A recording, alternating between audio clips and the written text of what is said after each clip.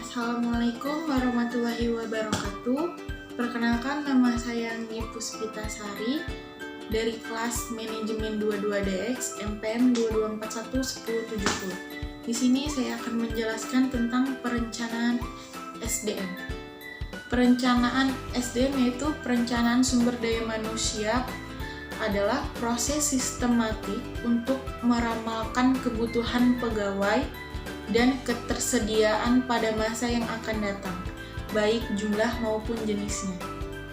Sehingga Departemen SDM dapat merencanakan rekrutmen, seleksi, pelatihan, dan aktivitas yang lain dengan baik. Adapun tujuan perencanaan SDM, yaitu yang pertama memperbaiki pemanfaatan sumber daya manusia, yang kedua menyesuaikan aktivitas sumber daya manusia, meningkatkan efisiensi dalam menarik pegawai baru, selanjutnya melengkapi informasi sumber daya manusia yang dapat membantu kegiatan SDM dan unit organisasi lainnya.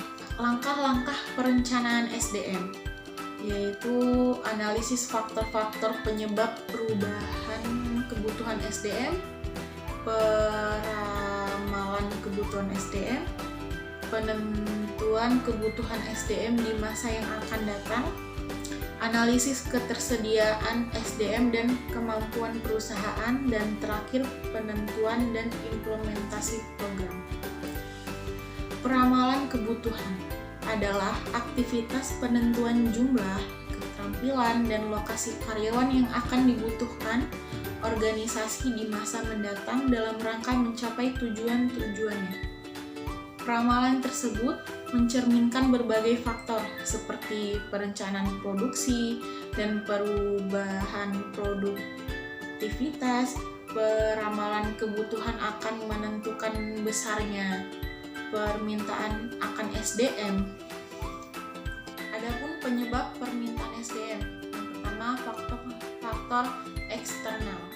Faktor eksternal adalah unsur atau kondisi di luar suatu entitas atau organisasi yang dapat mempengaruhi atau memengaruhi kinerja, keputusan, dan lingkungan organisasi tersebut.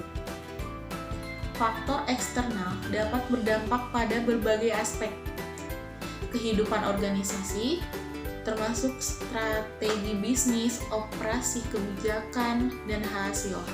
Adapun faktor organisasional adalah unsur-unsur internal yang ada dalam suatu organisasi atau perusahaan yang mempengaruhi kinerja, kebijakan, dan operasi organisasi tersebut.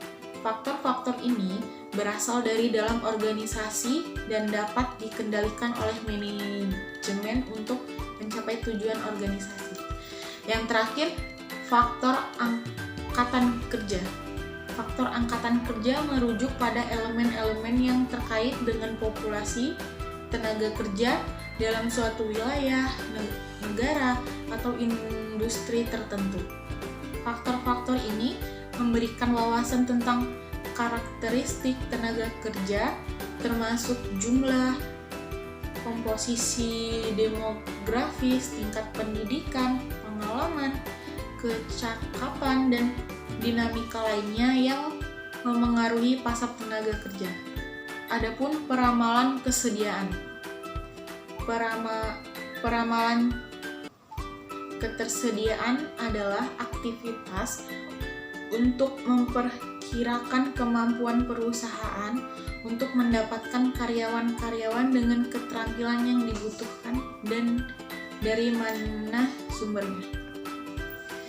Sekian yang bisa saya sampaikan. Apabila ada kurangnya saya mohon maaf. Saya akhiri. Wabillahi taufiq walhidayah. Wassalamualaikum warahmatullahi wabarakatuh.